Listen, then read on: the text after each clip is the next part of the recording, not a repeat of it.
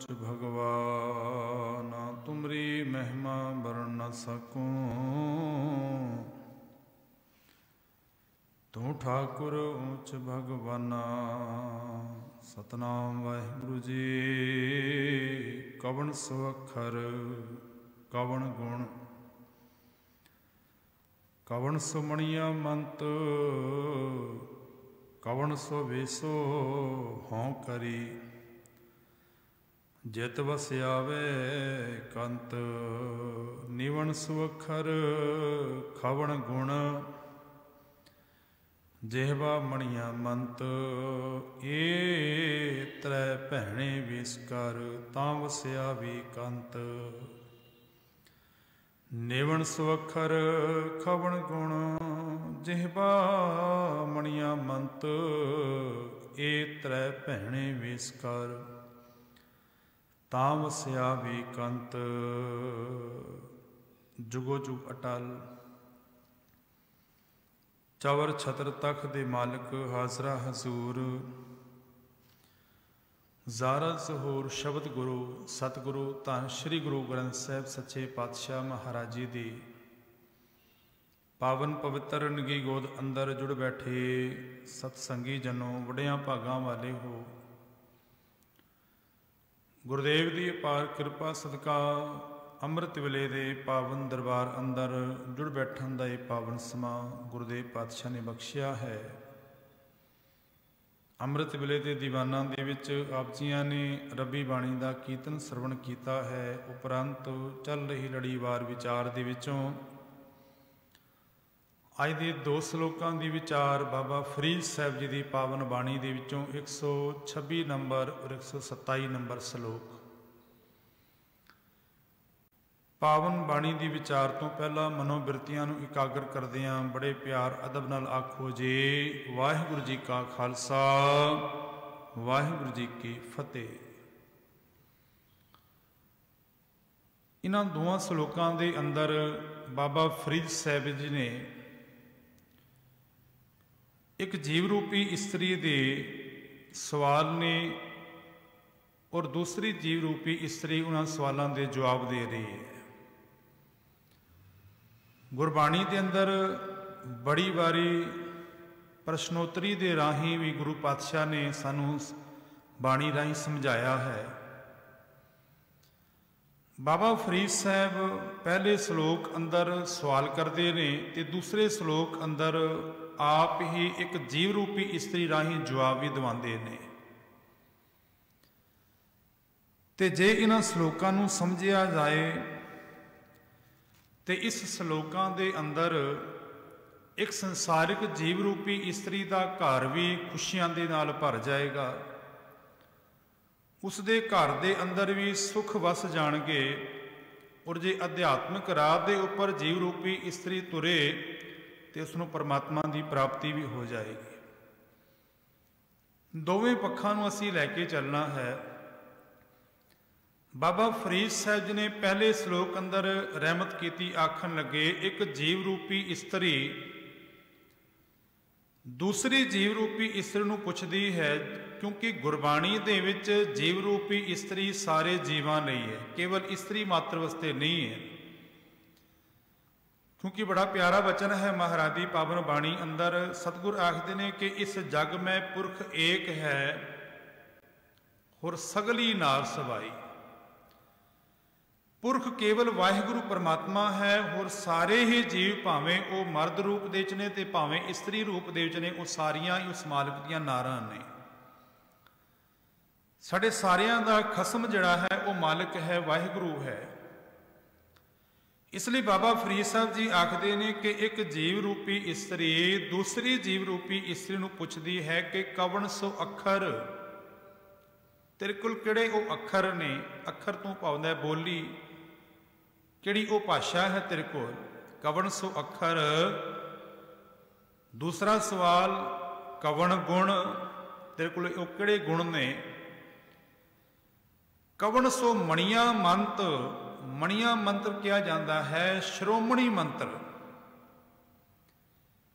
कि तेरे कोल ऐसा किहड़ा वो श्रोमणी मंत्र है, तेरे अंदर किहड़े वो गुण ने, तेरे कोल किहड़े वो अखर ने। ते अगे फिर अरदास की, बेनती की कि कवन सो वेशो हों करी, फिर वो किहड़ा मैं वेश मैं करा। हुण इत्थे अपनी गल आ गई, हों करी तू भाव है मैं करा। ये गुणां दे शिंगार में अपने जीवन दे अंदर करा, जित वस आवे कांत, जिस दे नाल कांत जड़ा है, पति जड़ा है वो वस ही आ जाए। मैं पहला अर्ज की है, जे संसारिक तौर के उपर असीं देखते हैं, जे इन्हां गुणां दा जीव धारनी हो जाए तो संसार परिवार सुखी वस सकता है। ते इन्हां शुभ गुणां दो जे अध्यात्मिक राह के उपर धारण कर ले तो निरंकार दे घर परमात्मा की प्राप्ति तैनूं हो जाएगी। रब दे घर वो जीव जड़ा है वो प्रवान हो जाता है। कवन सो वेसो हों करी, जित वस आवे कंत। फिर बाबा फरीद साहब दूसरी जीव रूपी इस्त्री राही समझाते ने, आखते ने कि पहला गुण यह है, तू पूछे कि कवन सो अखर, ते अखर ये ने निवण सो अखर, निमरता रूपी गुण। भावें वो गृहस्थ दे विच है ते भावें रब दे घर गुरु दे घर जे सेवा करनी है तो ये निमरता नूं धारण करके। निवण सो अखर, अगला वचन है खवण गुण। खवण तो भावुंदा है सहार जाना, कई विद्वानां ने किया है खिमा कर देना। बाबा फरीद साहब आखते हैं कि निवण सो अखर खवण गुण, जिहबा मणिया मंत। ते जिहबा दे उपर मणिया मंत तो भाव मिठ बोलना जिहड़े बचन ने।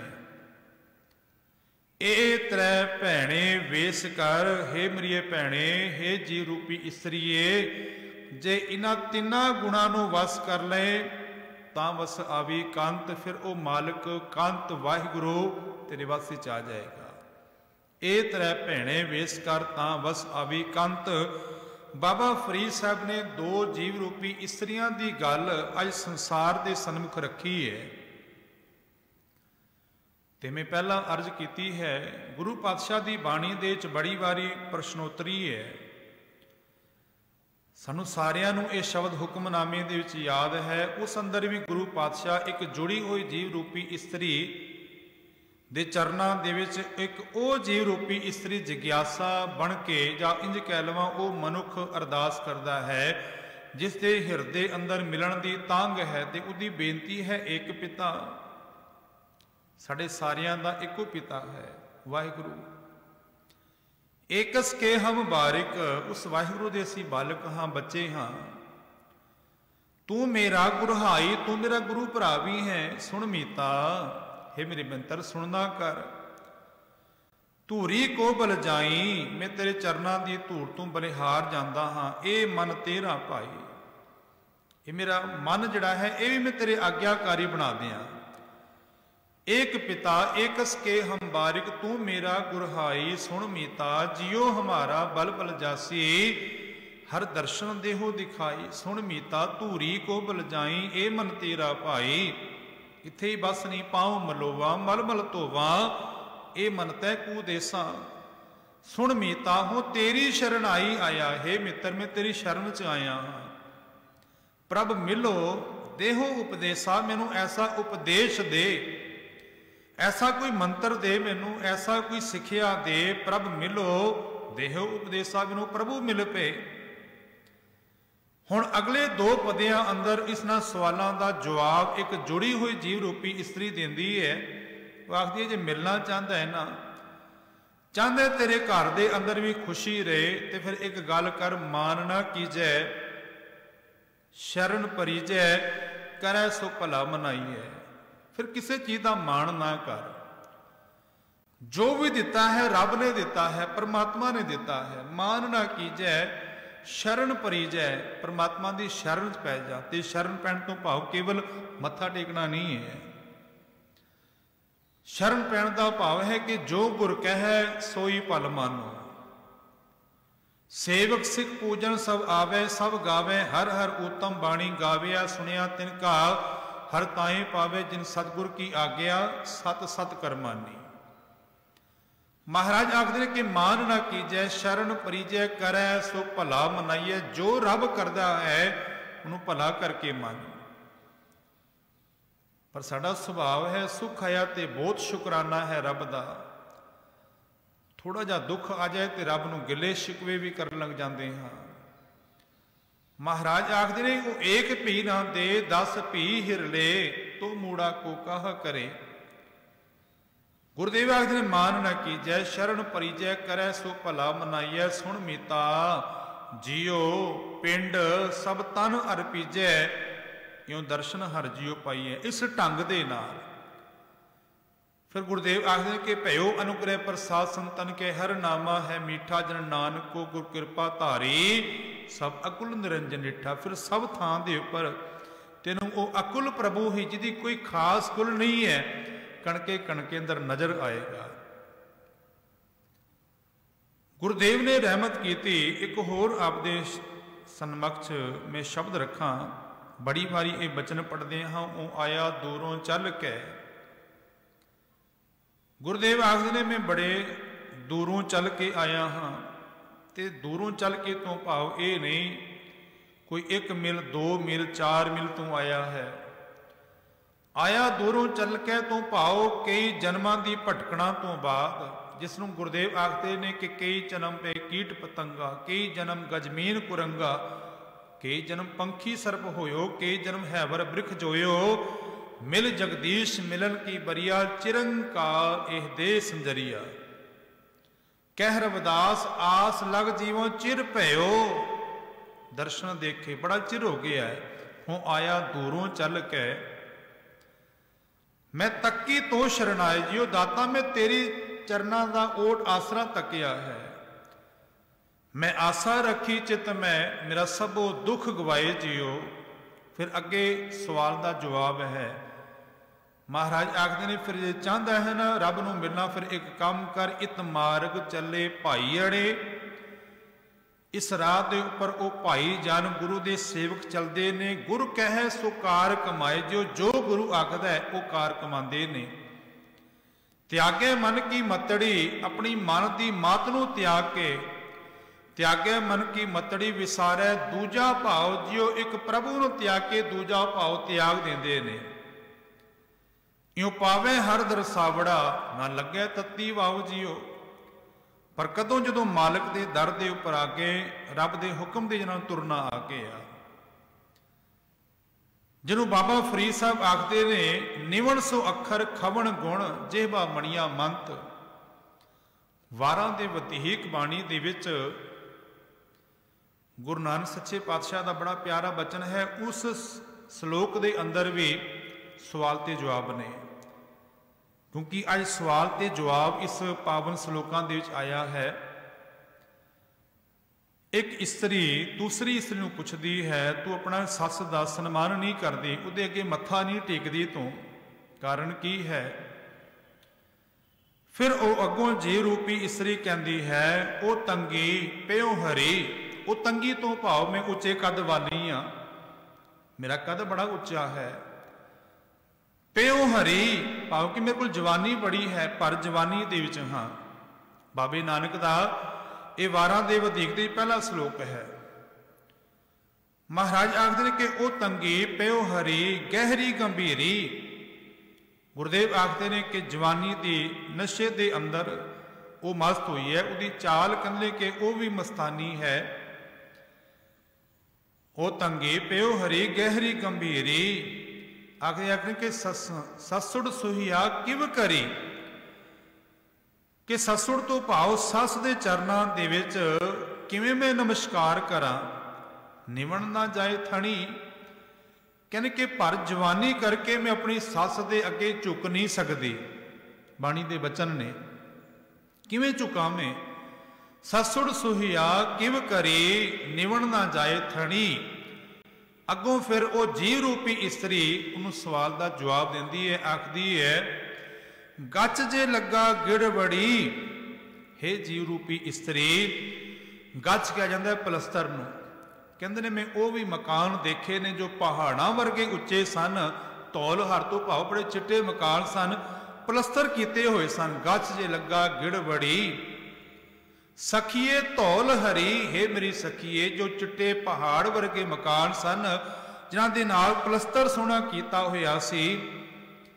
ਸੇ ਵੀ ਢਹਿੰਦੇ ਡਿੱਠ ਮੈਂ, ਉਹ ਵੀ ਢਹਿੰਦੇ ਹੋਏ ਡਿੱਠੇ ਨੇ ਜਿਨ੍ਹਾਂ ਅੰਦਰ ਕਦੇ ਜਵਾਨੀ ਸੀ।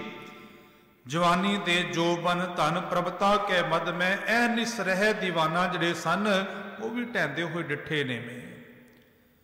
ਸੇ ਵੀ ਢਹਿੰਦੇ ਡਿੱਠ ਮੈਂ, ਮੁੰਦ ਨਾ ਗਰਭ ਥਾਣੀ, ਹੇ ਮੁੰਧੇ, ਹੇ ਜੀ ਰੂਪੀ ਇਸਤਰੀਏ, ਇਸ ਜਵਾਨੀ ਦਾ ਹੰਕਾਰ ਨਾ ਕਰ। ਬਾਬਾ ਫਰੀਦ ਸਾਹਿਬ ਨੇ ਅਜ ਰਹਿਮਤ ਕੀਤੀ। ਉਹ ਆਖਦੇ ਕਿ ਨਿਮਰਤਾ ਜਿਹੜੀ ਹੈ ਨਾ, ਸਭ ਤੋਂ ਪਹਿਲਾਂ ਉਹਨਾਂ ਨੇ ਆਖਿਆ ਕਿ ਜੀਵਨ ਅੰਦਰ, ਘਰ ਦੇ ਅੰਦਰ ਵੀ ਖੁਸ਼ਹਾਲੀ ਤੈਨੂੰ ਚਾਹੀਦੀ ਹੈ। ਤੇ ਇੱਕ ਗੱਲ ਯਾਦ ਰੱਖ ਕਿ ਸਭ ਦਾ ਪਹਿਲਾ ਜਿਹੜਾ ਗੁਣ ਹੈ ਉਹ ਨਿਵਣ ਸੁਅੱਖਰ ਹੈ, ਨਿਮਰਤਾ ਹੈ।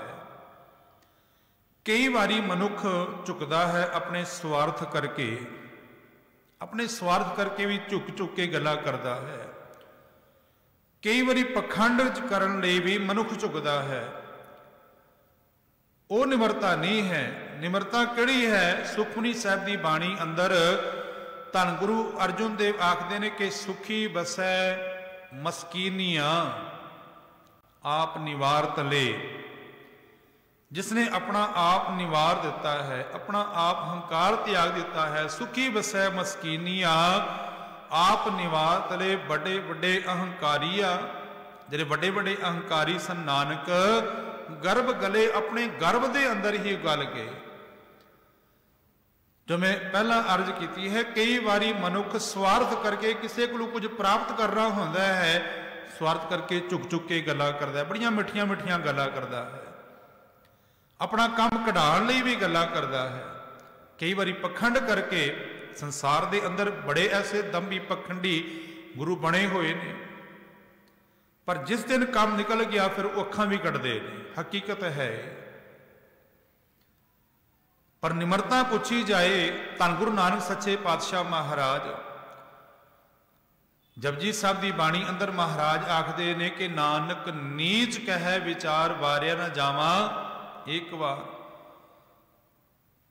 ਧੰਨ ਗੁਰੂ ਨਾਨਕ ਸੱਚੇ ਪਾਤਸ਼ਾਹ ਜੋ ਆਪ ਨਾਰਾਇਣ ਦਾ, ਪਰਮਾਤਮਾ ਦਾ ਰੂਪ ਨੇ, ਮਹਾਰਾਜ ਆਪ ਆਪਣੀ ਬਾਣੀ ਅੰਦਰ ਆਖਦੇ ਨੇ ਕਿ ਨਾਨਕ ਨੀਚ ਕਹਿ ਵਿਚਾਰ ਵਾਰਿਆ ਨਾ ਜਾਵਾਂ ਇੱਕ ਵਾਰ। ਮੈਂ ਕੀਤਾ ਨਾ ਜਾਤਾ ਹਰਾਮ ਖੋਰ, ਹੂੰ ਕਿਆ ਮੂੰਹ ਦੇਸਾਂ ਦੁਸ਼ਟ ਚੋਰ। ਤੇ ਅੱਗੇ ਗੁਰਦੇਵ ਪਾਤਸ਼ਾਹ ਆਖਦੇ ਨੇ ਕਿ ਨਾਨਕ ਨੀਚ ਕਹਿ ਵਿਚਾਰ, ਧਾਨਕ ਰੂਪ ਰਹਾ ਕਰਤਾਰ। ਇੱਕ ਨਿਮਰਤਾ ਧੰਨ ਗੁਰੂ ਨਾਨਕ ਸੱਚੇ ਪਾਤਸ਼ਾਹ ਦੀ ਹੈ। ਪਿਛਲੇ ਦਿਨਾਂ ਅਰਜ਼ ਕੀਤੀ ਹੈ ਕਿ ਜਦੋਂ ਗੁਰੂ ਨਾਨਕ ਸੱਚੇ ਪਾਤਸ਼ਾਹ ਵੇਈ ਨਦੀ ਅੰਦਰ ਪ੍ਰਵੇਸ਼ ਕਰਦੇ ਨੇ, 3 ਦਿਨਾਂ ਬਾਅਦ ਗੁਰੂ ਨਾਨਕ ਸੱਚੇ ਪਾਤਸ਼ਾਹ ਆਉਂਦੇ ਨੇ ਤੇ ਸ਼੍ਰੀਮਾਨ ਭਾਈ ਸਾਹਿਬ ਭਾਈ ਗੁਰਦਾਸ ਜੀ ਆਖਦੇ ਨੇ ਕਿ ਬਾਬਾ ਪਹਿਦਾ ਸੱਚਖੰਡ ਨੌ ਨਿਤ ਨਾਮ ਗਰੀਬੀ ਪਾਈ। ਨੌ ਨਿਤ ਨਾਮ ਗਰੀਬੀ ਪਾਈ ਤੋਂ ਭਾਵ ਗੁਰੂ ਨਾਨਕ ਸੱਚੇ ਪਾਤਸ਼ਾਹ ਨੇ ਉਹ ਨਿਮਰਤਾ ਰੂਪੀ ਗੁਣ ਸ਼ਿੰਗਾਰ ਆਪਣੇ ਜੀਵਨ ਦੇ ਵਿੱਚ ਕੀਤਾ। ਜੋਗੀਆਂ ਨੇ ਸਵਾਲ ਕੀਤਾ ਸੀ ਭਾਈ ਲਹਿਣਾ ਜੀ ਨੂੰ, ਗੁਰੂ ਅੰਗਦ ਦੇਵ ਸੱਚੇ ਪਾਤਸ਼ਾਹ ਜਦੋਂ ਬਣੇ ਤੇ ਸਵਾਲਾਂ ਤੇ ਬੜੇ ਲੰਬੀ ਇਹ ਚਰਚਾ ਹੋਈ। ਮੈਂ ਸੰਖੇਪ ਜੀ ਅਰਜ਼ ਕਰਨੀ ਹੈ। ਉਹ ਆਖਣ ਲੱਗੇ ਤੁਹਾਡੇ ਸਵਾਲਾਂ ਤੋਂ ਅਸੀਂ ਸੰਤੁਸ਼ਟ ਹੋ ਗਏ ਹਾਂ ਭਾਈ ਲਹਿਣਾ ਜੀ, ਪਰ ਬਾਬੇ ਨਾਨਕ ਨੇ ਆਪਣੇ ਸਾਹਿਬਜ਼ਾਦਿਆਂ ਨੂੰ ਗੱਦੀ ਨਾ ਦੇ ਕੇ ਤੁਹਾਨੂੰ ਗੁਰਤਾ ਗੱਦੀ ਬਖਸ਼ਿਸ਼ ਕੀਤੀ। ਭਾਈ ਲਹਿਣਾ ਜੀ ਆਖਣ ਲੱਗੇ ਮੈਂ 2 ਭੱਬੇ ਕਮਾਏ ਨੇ, ਇੱਕ ਭੱਬਾ ਭਲਾ, ਇੱਕ ਭੱਬਾ ਭਾਣਾ। ਇਹ ਉਹ ਨਿਮਰਤਾ ਹੈ। ਤੇ ਤੁਰਨ ਵੇਲੇ ਜੋਗੀ ਆਖਣ ਲੱਗੇ ਕਿ ਕੁਝ ਮੰਗ ਲਿਓ। ਤੇ ਭਾਈ ਲਹਿਣਾ ਜੀ ਆਖਣ ਲੱਗੇ ਰੱਬ ਦਾ ਦਿੱਤਾ ਹੋਇਆ। ਗੁਰੂ ਅੰਗਦ ਦੇਵ ਜੀ ਕਹਿਣ ਲੱਗੇ ਰੱਬ ਦਾ ਦਿੱਤਾ ਹੋਇਆ ਬੜਾ ਕੁਝ ਹੈ, ਪਰ ਜੇ ਦੇਣਾ ਹੀ ਚਾਹੁੰਦੇ ਹੋ ਨਾ, ਰੱਬ ਦੇ ਘਰੋਂ ਗਰੀਬੀ ਦੀ ਦਾਤ ਭਾਵ ਨਿਮਰਤਾ ਦੀ ਦਾਤ ਦੇ ਦਿਓ। ਜੋਗੀਆਂ ਦੇ ਹੱਥ ਜੁੜ ਗਏ। ਕਹਿਣਗੇ ਉਹ ਤੇ 3 ਹਿੱਸੇ ਪਹਿਲੇ ਹੀ ਗੁਰੂ ਨਾਨਕ ਸੱਚੇ ਪਾਤਸ਼ਾਹ ਮਾਲਕ ਦੇ ਘਰੋਂ ਲੈ ਕੇ ਆਏ ਨੇ। ਇੱਕ ਹਿੱਸਾ ਰਿਹਾ ਉਹ ਸਾਰੇ ਸੰਸਾਰ ਦੇ ਵਿੱਚ ਦੇਣਾ ਹੈ, ਵੰਡਿਆ ਜਾਏਗਾ। 3 ਹਿੱਸੇ ਤੇ ਬਾਬੇ ਨਾਨਕ ਨੇ ਪਹਿਲੇ ਹੀ ਉਹ ਗਰੀਬੀ ਨਿਮਰਤਾ ਆਪਣੇ ਹਿਰਦੇ ਅੰਦਰ ਧਾਰਨ ਕੀਤੀ ਹੋਈ ਹੈ, ਜੋ ਤੁਹਾਨੂੰ ਵਿਰਾਸਤ ਵਿੱਚ ਮਿਲੀ ਹੈ। ਤੇ ਧੰਨ ਗੁਰੂ ਨਾਨਕ ਸੱਚੇ ਪਾਤਸ਼ਾਹ ਜੋ ਨਿਮਰਤਾ ਦੇ ਘਰ ਦੇ ਟਿਕੇ ਹੋਏ ਨੇ, ਉਹ ਤਾਂ ਹੀ ये बचन कहते ने कि नीचा अंदर नीच जात, नीची हूं अत नीच, नानक तिनके संग साथ, वड्या स्यों क्या रीत, जिथै नीच संभालियां तिथै नदर तेरी बख्शीश। चार तरह के नीचां की गल पातशाह ने की, पर अखीर दे आखते ने कि नानक तिनके संग साथ, वड्या स्यों क्या रीत, जिथै नीच संभालियां। हुण ये निमरता ही हो सकती है, क्योंकि वड्डियां नूं ते हर कोई बड़ा मान देंदा है, बड़ा सत्कार देंदा है, पर गुरु नानक दे घर ने निमाणियां नूं मान बख्शिया है। तां ही गुरु पातशाह नूं गरीब निवाज कहा जाता है। गरीबां नूं निवाजण वाले, उन्हां नूं अमीर निवाज नहीं कहा जाता, माफ करना। गुरु पातशाह जिन्हां दा कोई आसरा नहीं, जिन्हां नूं किसे दा सहारा नहीं, दीन दर्द निवार ठाकुर, राखै जन की आप। धनवाना के पिछे ते तुरन वाले बहुत लोग ने, पर गरीबां की बांह फकन वाला केवल गुरु नानक का घर है। सतगुरु गुरु नानक सच्चे पातशाह जो निमरता के घर दे टिके हुए ने। आसा की वार के अंदर ये असीं बचन पढ़ते हाँ, गुरुदेव ने दोवें पक्ष रखे ने। आखन लगे एक पासे महाराज आखते हैं कि सिमल रुख सरायरा, सिमल का रुख बड़ा सरायरा है, सर की तरह है। सर कहा जाता है तीर नूं, तीर की तरह बड़ा उच्चा है, सीधा है। सिमल रुख सरायरा, अत दीर्घ अत मुच, बड़ा दीर्घ है, बड़ा उच्चा लंबा है, और मुच तो भाव बड़ा मोटा भी है। ओए जे आवे आस कर जाहि निरासे कित, जड़े पक्षी तोते दे पर फल खाण आंदे ने निरासे जाते ने, क्योंकि फल फिके फुल बक बके कब ना आवे पत। गुरुदेव आखदे कि इसे तरह जो संसार दे विच दिखावे लई आडंबर दे विच रचे हुए ने, उन्हां दे कोल जो जीव आंदे ने, उन्हां दी शरण पैंदे ने, उन्हां दे पल्ले कुछ नहीं पैंदा। ओ जे आवे आस कर जाहि निरासे कित, फल फिके फुल बक बके कब ना आवे पत। मिठत नीवी नानका गुण चंगाइयां तत, पर मिठत नीवी नानका, जिन्हां दे अंदर निमरता रूपी गुण है, वो चंगियाइयां ने। ते वो ऐसियां चंगियाइयां ने जिवें बावन चंदन दे अंदर ने। चंदन का रुख मनिया जाता है कि 52 उंगलियां का है, इस करके इनू 52 चंदन किया जाता है। भावें वो देखण दे छोटा ही क्यों ना होए, पर जहरीले सप भी आके उहदे नाल लिपटे रहंदे ने, और वो अपनी जहर चंदन के उपर इंज कह लवां कि डस के अपने अंदर ठंडक लैंदे रहंदे ने। चंदन सप की जहर नूं भी बर्दाश्त करके उन्होंने ठंडक देंदा है। ये वो निमरता का गुण है। श्रीमान भाई साहब भाई गुरदास जी इस श्लोक के अंदर गुरु पातशाह ने फिर रहमत की, मैनू पूरा करने आ। महाराज आखते हैं कि मिठत नीवी नानका गुण चंगियां तत्, सब को निवे आप को। हर कोई झुकता है अपने स्वार्थ करके, पर को निवे ना कोई, किसी दूसरे लिए कोई नहीं निवदा। तराजू तोली है, महाराज आखते कि तराजू रख के तोल लिया जाए, निवे सो गवरा होए, जिहड़ा निवरेगा झुकेगा वो भारा होएगा। ते भारा किवें होएगा? गुणा करके, नाम करके, जिहदे हिरदे अंदर रबी गुण वस गए, जिहदे हिरदे अंदर नाम वस गया, वो झुक जाता है। ते हंकारी जिहड़े ने वो कर्म कांडां दे फिर पातशाह आखदे कि हंकार दे उच्चे ही चढ़े रहंदे ने। भाई गुरदास जी ने अपने पावन कवित के अंदर 2-3 एग्जाम्पल दिते। वो आखते ने कि कदे रस्ते अंदर किसी कलोनी अंदर जो भिखारी आते ने ना, भिखारी अपना आप मार के आते हैं। कुदरती तौर के उपर जो भी किसी गली के चों भिखारी लंघदा है ना, तो कुत्ते बड़े पिछे पैंदे ने। कुत्ते आम मनुख लंघदा है उन्होंने उतने नहीं पैंदे, पर सुभावक गल है कि भिखारी नूं देख के कुत्ते उहदे पिछे बड़ा रौला पाते हैं। पर भिखारी जिस बूहे के उपर खड़े होकर मंगदा है, कई बारी घर का मालिक भी खड़े बड़े कबोल बोल बोलता है, पर वह मंगता अगू कुछ नहीं बोलता, केवल ये कहता है कि मेरे झोली दे खैर पा दिओ। ਹੁਣ ਧਿਆਨ ਕਰਨਾ, ਪਿੱਛੋਂ ਕੁੱਤੇ ਭੌਂਕ ਰਹੇ ਨੇ, ਉਹ ਕੁੱਤਿਆਂ ਨੂੰ ਹੀ ਮਾਰਦਾ ਨਹੀਂ, ਕੇਵਲ ਡੰਡਾ ਹਿਲਾਈ ਜਾਂਦਾ ਹੈ। ਭਾਈ ਗੁਰਦਾਸ ਜੀ ਆਖਦੇ ਨੇ ਕਿ ਕੁੱਤਿਆਂ ਨੂੰ ਮਾਰਨਾ ਨਹੀਂ, ਕੇਵਲ ਡੰਡਾ ਉਸਨੇ ਹਿਲਾਈ ਜਾਣਾ। ਅੱਗੋਂ ਘਰ ਦਾ ਮਾਲਕ ਮੰਦੇ ਬੋਲ ਵੀ ਬੋਲਦਾ ਹੈ, ਕਈ ਵਾਰੀ ਨਹੀਂ ਵੀ ਦਿੰਦਾ ਤਾਂ ਵੀ ਉਹ ਅੱਗੇ ਤਰਲਾ ਕਰਦਾ ਰਹਿੰਦਾ ਹੈ, ਅੱਗੋਂ ਕੁਝ ਮਾੜੇ ਬੋਲ ਨਹੀਂ ਬੋਲਦਾ। ਕਹਿੰਦਾ ਇਸ ਤਰ੍ਹਾਂ ਨਿਮਰਤਾ ਧਾਰਨ ਕਰ। ਮੰਗਣਾ ਬੜਾ ਔਖਾ ਹੈ। ਕਿਸੇ ਅਦੀਬ ਦੇ ਬਚਨ ਨੇ ਕਿ ਮੰਗਣ ਗਿਆ ਸੋ ਮਰ ਗਿਆ, ਆਪਣਾ ਆਪ ਮਾਰ ਕੇ ਜਾਣਾ ਪੈਂਦਾ ਹੈ। ਭਿਖਾਰੀ ਦੀ ਐਗਜ਼ਾਮਪਲ ਦਿੱਤੀ ਭਾਈ ਸਾਹਿਬ। ਦੂਸਰੀ ਐਗਜ਼ਾਮਪਲ ਦਿੱਤੇ ਨੇ ਕੂਕਰ ਦੀ। ਕਹਿੰਦੇ ਕਿ ਘਰ ਦੇ ਅੰਦਰ ਵਫਾਦਾਰ ਜਾਨਵਰ ਕੁੱਤਾ ਹੈ। ਕਈ ਵਾਰੀ ਗਲਤੀ ਕਰਨੇ ਉੱਪਰ ਜਦੋਂ ਘਰ ਦਾ ਮਾਲਕ ਘਰ ਦੇ ਚੋਂ ਬਾਹਰ ਕੱਢਦੇ ਨਾ, ਸਾਰੀ ਰਾਤ ਸਰਦੀਆਂ ਦੇ ਵਿੱਚ ਵੀ ਉਹ ਬੂਹੇ ਤੇ ਬੈਠਾ ਰਹਿੰਦਾ ਹੈ। ਸਵੇਰ ਹੋਈ, ਦਰਵਾਜ਼ਾ ਖੁੱਲਿਆ, ਫਿਰ ਆਪਣੇ ਮਾਲਕ ਦੇ ਪੈਰਾਂ ਦੇ ਨਾਲ ਲਿਪਟ ਜਾਂਦਾ ਹੈ, ਪੈਰਾਂ ਨੂੰ ਚੁੰਮਦਾ ਹੈ। ਘਰ ਦਾ ਮਾਲਕ ਫਿਰ ਆਪਣੇ ਘਰ ਦੇ ਚ ਲੈ ਗਏ ਆ। ਭਾਵੇਂ ਪੜੋਸ ਦੇ ਅੰਦਰ ਜਿਤਨਾ ਮਰਜ਼ੀ ਉਹਦੇ ਅਮੀਰ ਬੰਦਾ ਹੋਏ, ਉਹ ਕੇਵਲ ਆਪਣੇ ਘਰ ਦੇ ਮਾਲਕ ਦੇ ਬੂਹੇ ਦੇ ਉੱਪਰ ਹੀ ਬੈਠਾ ਰਹਿੰਦਾ ਹੈ। ਇਹ ਕੂਕਰ ਦੀ ਵਫਾਦਾਰੀ ਹੈ। ਗੁਰੂ ਤੇਗ ਬਹਾਦਰ ਸੱਚੇ ਪਾਤਸ਼ਾਹ ਨੇ ਨਿਆਂ ਕੀਤਾ ਕੂਕਰ ਦੇ ਨਾਲ ਵੀ। ਉਹਨਾਂ ਨੇ ਜੇ ਕੂਕਰ ਦੀ ਗੱਲ ਕੀਤੀ ਤੇ ਆਖਣ ਲੱਗੇ ਕਿ ਸਵਾਮੀ ਕੋ ਗ੍ਰਹਿ ਜਿਉ ਸਦਾ ਸਵਾਨ ਤਜਤ ਨਹੀਂ ਨਿਤ, ਨਾਨਕ ਇਹ ਬਿਦ ਹਰ ਭਜੋ ਇੱਕ ਮਨ ਹੋਏ ਇੱਕ ਚਿੱਤ। ਬੁੱਲੇ ਸ਼ਾਹ ਇੱਕ ਕੂਕਰ ਨੂੰ ਹੀ ਦੇਖ ਕੇ ਜਦੋਂ ਆਪਣੇ ਗੁਰੂ ਅਨਾਇਤ ਸ਼ਾਹ ਨੂੰ ਨਾਰਾਜ਼ ਹੋ ਕੇ ਆਏ, ਇੱਕ ਕੂਕਰ ਨੂੰ ਦੇਖਿਆ, ਕੁੱਤੇ ਨੂੰ ਦੇਖਿਆ ਤੇ ਵਾਪਸ ਅਨਾਇਤ ਸ਼ਾਹ ਕੋਲ ਗਏ ਸਨ ਤੇ ਭੁੱਲ ਦੀ ਖਿਮਾ ਮੰਗੀ।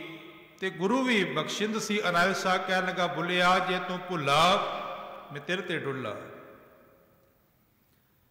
ਤੀਸਰੀ ਐਗਜ਼ਾਮਪਲ ਦਿੰਦੇ ਨੇ ਭਾਈ ਸਾਹਿਬ, ਆਖਦੇ ਨੇ ਕਿ ਪੈਰਾਂ ਦੇ ਅੰਦਰ ਅਸੀਂ ਜੋੜੇ ਪਾਉਂਦੇ ਹਾਂ, ਸਰਦੀ ਦੇ ਵਿੱਚ, ਗਰਮੀ ਦੇ ਵਿੱਚ, ਕੰਕਰੀਟ ਦੇ ਵਿੱਚ, ਪੱਥਰਾਂ ਦੇ ਵਿੱਚ, ਸਭ ਕੁਝ ਸਹਾਰਦਿਆਂ ਹੋਇਆਂ ਸਾਡੇ ਪੈਰਾਂ ਦੀ ਸੰਭਾਲ ਕਰਦੇ ਨੇ ਇਹ ਜੋੜੇ।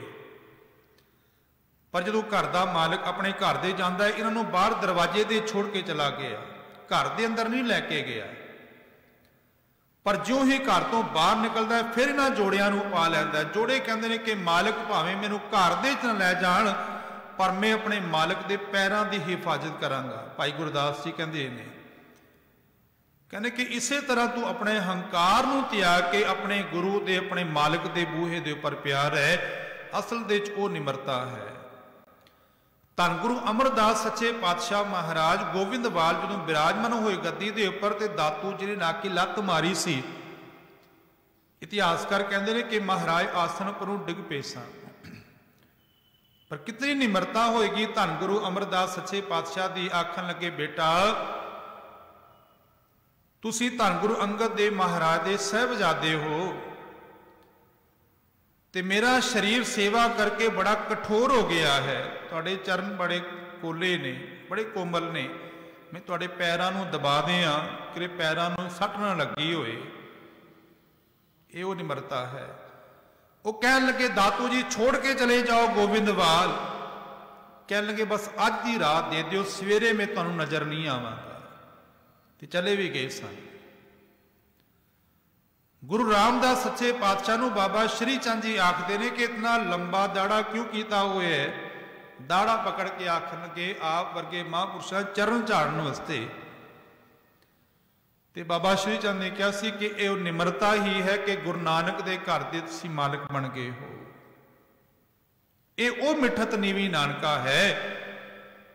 ਸਤਿਗੁਰੂ ਮਹਾਰਾਜ ਨੇ ਰਹਿਮਤ ਕੀਤੀ ਹੈ। ਆਖਦੇ ਨੇ ਕਿ ਨਿਵਣ ਸੋ ਅੱਖਰ ਖਵਣ ਗੁਣ, ਜਿਹਵਾ ਮਣੀਆਂ ਮੰਤ ਖਵਣ ਗੁਣ ਤੋਂ ਭਾਵਨਾ ਖਿਮਾ ਕਰ ਦੇਣਾ। ਤੇ ਵਿਦਵਾਨਾਂ ਨੇ ਆਖਿਆ ਸਹਾਰ ਜਾਣਾ ਵੀ। ਜਿਵੇਂ ਧੰਨ ਗੁਰੂ ਅਮਰਦਾਸ ਸੱਚੇ ਪਾਤਸ਼ਾਹ, ਗੁਰੂ ਰਾਮਦਾਸ ਸੱਚੇ ਪਾਤਸ਼ਾਹ, ਖਿਮਾ ਕਰ ਦੇਣ ਵਾਲਾ ਸੁਭਾਅ ਜਿਹੜਾ ਹੈ। ਕਵਣ ਸੋ ਵੇਸੋ ਹੋ ਕਰੀ, ਤੇ ਕਿਹੜਾ ਇਹਨਾਂ ਗੁਣਾਂ ਦਾ ਵੇਸ਼ ਧਾਰਨ ਕਰਾ ਜਿਤ ਵਸ ਆਵੇ ਕੰਤ। ਉਹ ਆਖਣ ਕਿ ਇਹਨਾਂ ਤਿੰਨਾਂ ਗੁਣਾਂ ਨੂੰ ਆਪਣੇ ਜੀਵਨ ਦਾ ਸ਼ਿੰਗਾਰ ਬਣਾ ਲੈ, ਇਹ ਵੇਸ਼ ਧਾਰਨ ਕਰ ਲੈ। ਮੈਂ 2 ਮਿੰਟ ਹੋਰ ਲਿਆਂਗਾ। ਗੁਰੂ ਨਾਨਕ ਸੱਚੇ ਪਾਤਸ਼ਾਹ ਨੂੰ ਜਦੋਂ ਜਨੇਊ ਪਾਉਣ ਲੱਗੇ ਨਾ, ਬਾਹਰ ਦੇ ਚਿੰਨ੍ਹ ਪਾਉਣ ਲੱਗੇ, ਬਾਹਰ ਦਾ ਵੇਸ਼ ਪਾਉਣ ਲੱਗੇ, ਤੇ ਮਹਾਰਾਜ ਆਖਣ ਲੱਗੇ ਇਹ ਵੇਸ਼ ਜੇ ਧਾਰਨ ਕਰਨਾ ਤੇ ਗੁਣਾਂ ਦੇ ਨਾਲ ਧਾਰਨ ਕਰਨਾ ਹੈ। ਉਹ ਆਖਣ ਲੱਗੇ ਮੈਂ ਇਹ ਨਹੀਂ ਕਹਿੰਦਾ ਕਿ ਮੈਂ ਜਨੇਊ ਨਹੀਂ ਧਾਰਨ ਕਰਨਾ, ਪਰ ਜਨੇਊ ਕੈਸਾ ਹੋਏ दया रूपी कपा होए, दया रूपी गुण होण, सौखा करते हैं। संतोख रूपी गुण होण, दया कपा संतोख सूत जत गंडी सत वट, एह जनेऊ जी का है तां पांडे घत। पंडित जी जे ਇਹ ਜਨੇਊ है ਤੇ ਤਾਂ ਮੈਨੂੰ ਪਾ ਦਿਓ ਤੁਸੀਂ। ਇਹ ਵੇਸ਼ ਗੁਣਾ ਦਾ ਆਪਣੇ ਜੀਵਨ ਅੰਦਰ ਧਾਰਨ ਕਰ। ਜੇ ਜੋਗੀਆਂ ਨੂੰ ਮਿਲੇ ਪਾਤਸ਼ਾਹ ਤੇ ਮਹਾਰਾਜ ਆਖਣਗੇ ਤੁਸੀਂ ਮੁੰਦਰਾਂ ਪਾਈਆਂ ਹੋਈਆਂ ਨੇ, ਤੁਸੀਂ ਝੋਲੀ ਰੱਖੀ ਹੋਈ ਹੈ, ਪੱਤਰ ਰੱਖਿਆ ਹੋਇਆ ਹੈ, ਪਰ ਬਾਹਰ ਤੂੰ ਚਿੰਨ੍ਹ ਧਾਰਨ ਕੀਤੇ ਹੋ ਨੇ, ਇਹ ਵੇਸ਼ ਉਹ ਧਾਰਨ ਕਰੋ ਗੁਣਾ ਦਾ। ਜਪਜੀ ਸਾਹਿਬ ਦੀ ਬਾਣੀ ਅੰਦਰ ਮਹਾਰਾਜ ਨੇ ਕਿਹਾ ਕਿ ਮੁੰਦਾ ਸੰਤੋਖ ਦੀਆਂ ਮੁੰਦਰਾਂ ਹੋਣ, ਸ਼ਰਮ ਪੱਤ ਝੋਲੀ, ਸ਼ਰਮ ਤੋਂ ਭਾਵ ਮਿਹਨਤ ਦੀ ਉਹ ਪੱਤਰ ਹੋਏ ਜਿੱਦੇ ਤੁਸੀਂ ਲੋਕੀ ਮੰਗਦੇ ਹੋ, ਮਿਹਨਤ ਕਰਕੇ ਖਾਓ। ਗੁਰੂ ਨਾਨਕ ਸੱਚੇ ਪਾਤਸ਼ਾਹ ਨੇ ਸਾਨੂੰ ਭਿਖਾਰੀ ਨਹੀਂ ਬਣਾਇਆ, ਮਹਾਰਾਜ ਨੇ ਸਾਨੂੰ ਕਿਰਤੀ ਬਣਾਇਆ ਹੈ। ਸ਼ਰਮ ਪੱਤ ਝੋਲੀ, ਧਿਆਨ ਕੀ ਕਰੇ ਵਿਭੂਤ, ਜਿਹੜੀ ਸਵਾ ਲਾਈ ਹੋਈ ਹੈ ਨਾ, ਇਹ ਧਿਆਨ ਦੀ ਹੋਏ, ਪਰਮਾਤਮਾ ਦੇ ਚਰਨਾਂ ਦੇ ਧਿਆਨ ਹੋਏ, ਇਹ ਵਿਭੂਤੀ ਹੋਏ। ਜੇ ਗੁਰਦੇਵ ਪਾਤਸ਼ਾਹ ਇਸਲਾਮ ਧਰਮ ਦੇ ਉਹਨਾਂ ਜੋ ਲੋਕਾਂ ਨੂੰ ਮਿਲਦੇ ਨੇ ਤੇ ਦੇਖੋ ਬਾਬਾ ਫਰੀਦ ਸਾਹਿਬ ਦਾ ਹੀ ਬਚਨ ਹੈ, ਉਹ ਆਖਦੇ ਕਿ ਕੰਨ ਮੁਸੱਲਾ ਸੂਫ ਗਲ, ਦਿਲ ਕਾਤੀ ਗੁੜਵਾਤ, ਬਾਹਰ ਦਿਸੈ ਚਾਨਣਾ ਦਿਲ ਅੰਧਿਆਰੀ ਰਾਤ, ਬਾਹਰ ਤੂੰ ਤੇ ਚਿੰਨ੍ਹ ਨੇ ਪਰ ਹਿਰਦੇ ਅੰਦਰ ਸੱਚ ਹੋਏ ਗੁਣ ਹੋਣ, ਇਹ ਵੇਸ਼ ਧਾਰਨ ਕਰ। ਨਿਵਲ ਸੋ ਅੱਖਰ ਖਵਣ ਗੁਣ, ਜਿਹਵਾ ਮਣੀਆਂ ਮਤ, ਇਹ ਤ੍ਰੈ ਭੈਣੇ ਵੇਸ ਕਰ, ਹੇ ਜੀਵ ਰੂਪੀ ਇਸਤਰੀ। ਜੇ ਇਹਨਾਂ ਤਿੰਨਾਂ ਗੁਣਾਂ ਦਾ ਆਪਣੇ ਜੀਵਨ ਦਾ ਸ਼ਿੰਗਾਰ ਕਰ ਲੈ ਤਾਂ ਬਸ ਆਵੀ ਕੰਤ, ਇਹ ਦੁਨਿਆਵੀ ਕੰਤ ਕੀ ਉਹ ਮਾਲਕ ਕੰਤ ਵੀ ਤੇਰੇ ਵਾਸੇ ਚ ਆ ਜਾਏਗਾ, ਕਿਉਂਕਿ ਉਹ ਮਾਲਕ ਤੂੰ ਭਗਤਾਂ ਕੈ ਵਸ, ਭਗਤਾਂ ਤਾਣ ਤੇਰਾ। ਦਾਤਾ ਤੂੰ ਭਗਤਾਂ ਦੇ ਵਸ ਹੈ, ਨਾ ਤੂੰ ਆਵੇਂ ਵਸ ਬਹੁਤ ਘਿਣਾਵਣੇ, ਨਾ ਤੂੰ ਆਵੇਂ ਵਸ ਵੇਦ ਪੜਾਵਣੇ, ਨਾ ਤੂੰ ਆਵੇਂ ਵਸ ਤੀਰਥ ਨਹਾਈਐ, ਨਾ ਤੂੰ ਆਵੇਂ ਵਸ ਧਰਤੀ ਧਾਈਐ, ਨਾ ਤੂੰ ਆਵੇਂ ਵਸ ਕਿਤੇ ਸਿਆਣਪੈ, ਨਾ ਤੂੰ ਆਵੇਂ ਵਸ ਬਹੁਤਾ ਦਾਨ ਦੇ, ਸਭ ਕੋ ਤੇਰੇ ਵਸ ਅਗਮ ਅਗੋਚਰਾ, ਤੂੰ ਭਗਤਾਂ ਕੈ ਵਸ, ਭਗਤਾਂ ਤਾਣ ਤੇਰਾ। ਕਵੀ ਸਾਹਿਬ ਆਖਦੇ ਨੇ ਕਿ ਮਨ ਨਿਰਮਲ ਪਿਆ ਜੈਸਾ ਗੰਗਾ ਨੀਰ, ਪਾਛੈ ਲਾਗੋ ਹਰ ਫਿਰੈ, ਕਹਿਤ ਕਬੀਰ ਕਬੀਰ, ਪਿੱਛੇ ਹੁਣ ਹਰੀ ਲੱਗ ਗਿਆ। ਕਬੀਰ ਅੱਗੇ ਤੁਰ ਰਹੇ ਨੇ, ਪਰਮਾਤਮਾ ਪਿੱਛੇ ਆ ਰਿਹਾ ਹੈ। ਕਹਿਣ ਦਾ ਭਾਵ ਕਿ ਰੱਬ ਵਾਸ ਚ ਆ ਗਿਆ ਹੈ। ਪਰ ਕਿਹਨਾਂ ਦੇ, ਜਿਨ੍ਹਾਂ ਨੇ ਆਪਣੇ ਜੀਵਨ ਅੰਦਰ ਇਹ ਗੁਣ ਧਾਰਨ ਕਰ ਲਏ, ਨਿਵਣ ਸੋ ਅੱਖਰ ਖਵਣ ਗੁਣ, ਜੇਬਾ ਮਣੀਆਂ ਮੰਤ, ਸਤਿਗੁਰ ਕਿਰਪਾ ਕਰਨ ਪਾਵਨ ਬਚਨ ਹਿਰਦੇ ਵਸ ਜਾਣ। ਬੋਲਦਿਆਂ ਬੇਅੰਤ ਭੁੱਲਾਂ, ਗੁਰੂ ਸਮਰੱਥ ਹੈ, ਸੰਗਤ ਬਖਸ਼ਣ ਯੋਗ ਹੈ, ਬਖਸ਼ ਦੇਣਾ ਜੀ। ਆਖੋ ਪਿਆਰ ਨਾਲ ਵਾਹਿਗੁਰੂ ਜੀ ਕਾ ਖਾਲਸਾ, ਵਾਹਿਗੁਰੂ ਜੀ ਕੀ ਫਤਿਹ।